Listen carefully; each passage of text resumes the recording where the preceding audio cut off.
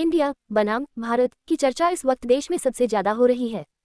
पहले G20 के निमंत्रण पत्र में प्रेसिडेंट ऑफ भारत लिखा गया तो बाद में प्रधानमंत्री नरेंद्र मोदी के इंडोनेशिया दौरे के कार्यक्रम में प्राइम मिनिस्टर ऑफ भारत का उल्लेख हुआ। अब जब चर्चा हो रही है कि क्या आधिकारिक रूप से देश का नाम बदलने वाला है, ऐसे में देश का संविधान लिखने वाली सभा की एक पर हुई बहस के बारे में जानना भी जरूरी होगा, जो बेहद दिलचस्प थी। आज संविधान में देश के जिस नाम इंडिया दैट इज भारत का उल्लेख मिलता है, उस पर संविधान सभा के सदस्य कमलापति त्रिपाठी ने दिलचस्प सुझाव दिए थे। आइए है कि कमलापति ने देश के नाम को लेकर क्या कहा था। पहले जानते हैं संविधान सभा ने देश के नाम पर क्या कहा। संविधान का अनुच्छेद 1 कहता है इंडिया यानी भारत राज्यों का एक संघ होगा। हालांकि मूल मसौदे में भारत नाम का कोई जिक्र नहीं था। दरअसल 4 नवंबर 1948 को संविधान सभा में संविधान का मसौदा पेश किया गया था। यह मसौदा डॉक्टर भीमराव अंबेडकर की अध्यक्षता वाली एक समिति द्वारा तैयार किया गया था। लगभग एक साल बाद 17 सितंबर 1949 को अंबेडकर ने एक प्रस्ताव रखा, जिसमें पहले उपखंड में भारत नाम के संशोधन में बदलाव का सुझाव दिया गया। 18 सितंबर 1949 को आज़ाद देश को एक के बजाय 2 नाम देने के प्रस्ताव के बारे में सदस्यों के बीच भारी असहमति देखने को मिली थी। प्रारंभिक प्रावधान पर संविधान सभा में इंडिया और भारत के बीच संबंध पर काफी चर्चा हुई। सदस्यों ने कई संशोधनों का सुझाव दिया, लेकिन किसी को भी स्वीकार नहीं किया गया। अंबेडकर के बाद ऑल इंडिया फॉरवर्ड ब्लॉक के नेता H.V. कामत ने पहले उपखंड के हिस्से को भारत या अंग्रेजी में इंडिया से बदलने का प्रस्ताव करते हुए पहला संशोधन पेश किया। कामत ये प्रस्ताव आयरिश संविधान से प्रेरणा लेते हुए सामने लेकर आए थे। कमलापति ने भारत को इंडिया से अधिक प्राथमिकता दी। इसी चर्चा में कांग्रेस के एक अन्य सदस्य कमलापति त्रिपाठी भी जुड़े। कमलापति ने इस बात पर जोर दिया था कि भारत को इंडिया से अधिक प्राथमिकता मिलनी चाहिए। कमलापति ने संशोधन प्रस्ताव पर अपनी भावनाएं व्यक्त की। इस दौरान उन्होंने कहा, आज देश के नाम को लेकर एक संशोधन हमारे सामने है। मुझे खुशी होती अगर प्रारूप समिति ने इस संशोधन को किसी अलग रूप में प्रस्तुत किया होता।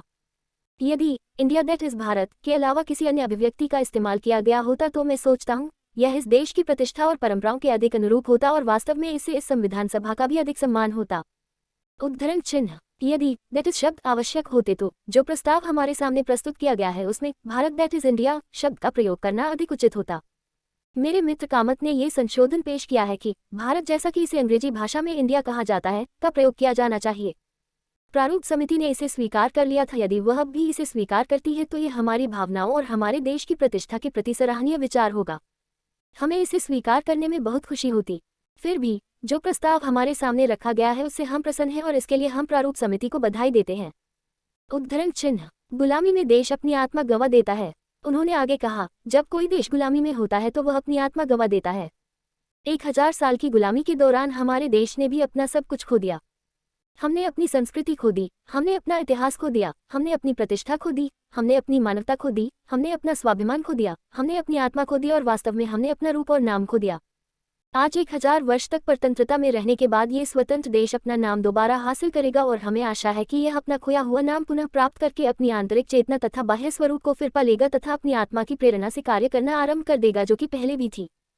ये वास्तव में दुनिया में अपनी प्रतिष्ठा पुनः प्राप्त करेगा। राष्ट्रपिता बापू के पदचिह्नों पर चलकर देश में जो क्रांतिकारी आंदोलन चला उसने हमें अपने स्वरूप और अपनी खोई हुई आत्मा की पहचान कराई। आज उन्हीं के कारण और उनकी तपस्या के कारण ही हम अपना नाम भी पुनः प्राप्त कर रहे हैं। उद्धरण चिन्ह कमलापति त्रिपाठी ने कहा, मैं भारत के ऐतिहासिक नाम से प्रभावित हूँ।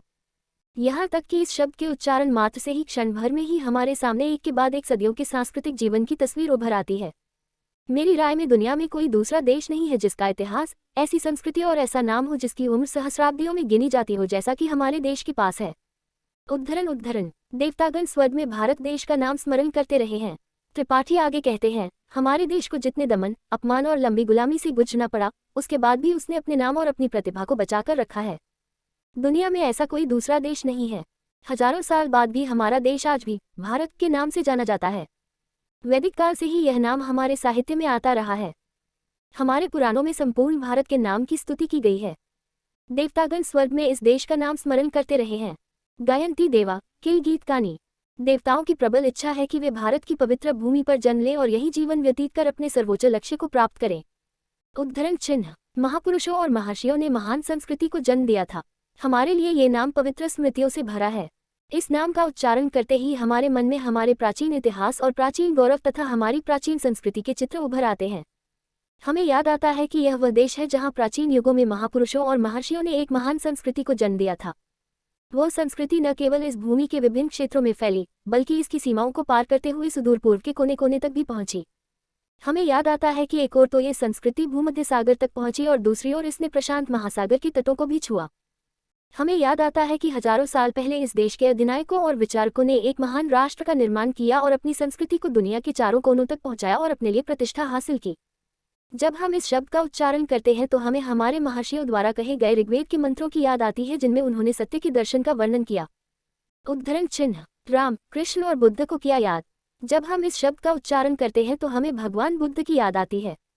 जब हम इस शब्द का उच्चारण करते हैं तो हमें दुनिया को नई दृष्टि देने वाले शंकराचार्य की याद आती है। जब हम इस शब्द का उच्चारण करते हैं तो हमें भगवान राम की शक्तिशाली भुजाओं की याद आती है, जिन्होंने धनुष की प्रत्यंचा चढ़ाकर हिमालय से लेकर इस भूमि और आकाश के आसपास के समुद्रों को गुंजायमान कर दिया था। जब हम इस शब्द का उच्चारण करते हैं तो हमें भगवान कृष्ण की चक्र की याद आती है। उद्धरण अच्छा होता यदि संशोधन को स्वीकार होता। इस बीच डॉक्टर B.R. अम्बेडकर टिप्पणी करते हैं, श्रीमान, क्या ये सब आवश्यक है? इस पर कमलापति त्रिपाठी कहते हैं, मैं तो आपको प्रासंगिक बातें सुनने के लिए कह रहा हूँ। फिर अम्बेडकर कहते हैं, अभी बहुत काम किया जाना बाकी है। कमलापति त्रिपाठी फिर बोलते हैं, जब हम इस शब्द का उच्चारण करते हैं तो हमें मानवता को एक नया संदेश देने वाले बापू की याद आती है। हमें ये देखकर खुशी हुई कि इस शब्द का इस्तेमाल किया गया है और हम इसके लिए डॉक्टर अम्बेडकर को बधाई देते हैं। बहुत अच्छा होता यदि उन्होंने कामत द्वारा प्रस्तुत संशोधन को स्वीकार कर लिया होता। उद्धरण अंत में सभी संशोधन खारिज। अंततः संविधान सभा ने मसौदा समिति के अध्यक्ष B.R. अम्बेडकर द्वारा पेश किए गए संशोधनों को छोड़कर अनुच्छेद के मसौदे में सभी संशोधनों को खारिज कर दिया। इसके साथ ही अनुच्छेद 1 के प्रावधान इंडिया दैट इज भारत को संविधान सभा ने 18 सितंबर 1949 को अपना लिया। अधिक जानकारी के लिए हमारे चैनल को सब्सक्राइब करें। सरकारी इन्फो की अधिक खबरों के लिए बने रहें। कृपया लाइक सब्सक्राइब करें। ऐप के बारे में अधिक जानने के लिए हमसे मिलें और ट्विटर, फेसबुक और इंस्टाग्राम के माध्यम से @अमंडी सरकरी को फॉलो करें।